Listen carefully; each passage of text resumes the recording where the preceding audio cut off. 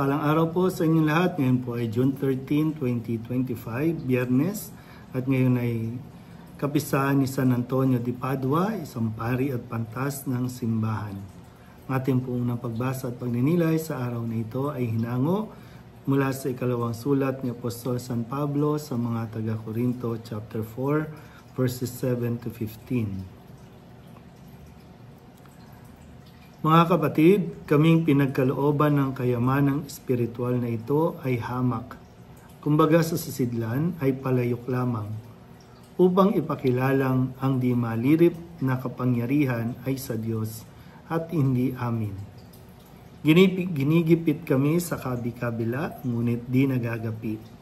Kung minsay, nag-aalinlangan kami, ngunit di nawawala ng pag-asa.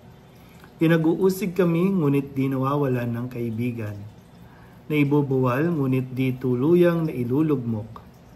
Lagi kong taglay sa aking katawan ang kamatayan ni Jesus, upang sa pamamagitan ng katawan ko'y mahayag ang kanyang buhay.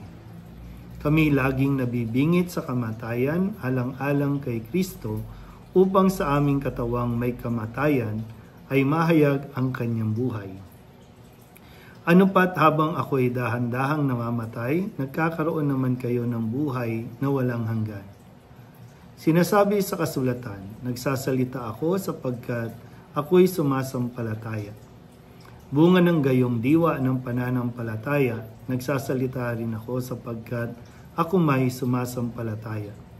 Sapagkat nalalaman kong ang Diyos na muling bumuhay sa Panginoong Diyos, ang siya ring bubuhay sa akin kasama niya, at magdadala sa inyo at sa akin sa kanyang piling.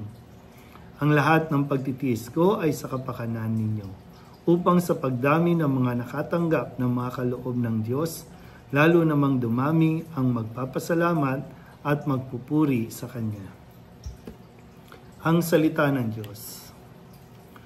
Muli po, isang mapagpalang araw sa inyo pong lahat at maligayang kapisahan po sa mga taga San Antonio de Padua, dyan po sa aming parokya sa Singalong at sa lahat pa po ng lugar na nagdaraos ng kapisahan ni San Antonio de Padua. Malapit po sa akin po ang halimbawa ni San Antonio de Padua. Isa siya sa, kumbaga, naging binhi o nagpunla ng bukasyon ng pagpapari dahil ako nga ay lumaki sa parokya namin na San Antonio de Padua. So yung kanyang spirituality, yung kanyang pong buhay ang nag-inspire sa akin para tahakin ang landas na ito sa bukasyon ng pagkapari. Kaya utang na loob ko din kay San Antonio de Padua sa kanya pong inspirasyon kung nasaan po ako ngayon at naglilingkod bilang pare. At nawa, patuloy ko rin na magawa o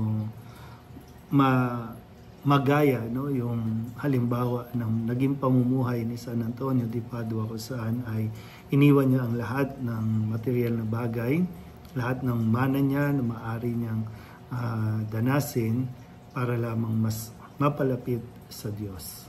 Kaya nga sa atin ding unang pagbasa sa sulat ni San Pablo sa mga taga-Corinto, pinapaalalahanan niya na parang sisidlan lang tayo.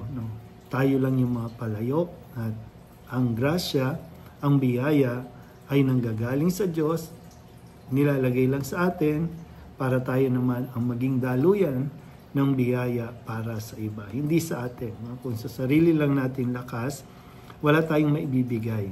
Kung sarili lang natin, yun nga lang, kadalasan nakakalimutan ng tao na kung kaya't nagkakaroon ng pag-uugali na iniisip niya na ang lahat ng mayroon siya, lahat ng tinatamasa niya ay dahil sa sarili niyang lakas, dahil sa sarili niyang pagpupunyagi. Ito, magandang paalala ito sa atin na katulad nga, paggamit ni San Pablo ng isang palayok na sisidlan lamang. Nang sa ganon, ang mas maipakilala natin at maibida natin ay hindi ang ating mga sarili, kundi ang Diyos na pinagmumulan ng lahat ng pagpapalang espiritual. So hindi natin magagawa ang lahat ng ito kung wala ang tulong at biyaya ng Panginoong na sa atin ay patuloy na nagmamahal. Kaya patuloy natin din, hingin ang gabay ni San Antonio de Padua na sa ganon kung anuman ang meron tayo na humahad lang para makapasok ang biyaya ng Diyos ay matutunan din nating alisin. Material na bagay man yan, maparelasyon o yung mga damdamin na kailangan natin tanggalin sa ating pagkatao para mas makapasok ang mga aral at alituntunin ng Panginoon sa ating buhay. Muli po, maligayang kapisahan sa inyong lahat ng San Antonio de Padua.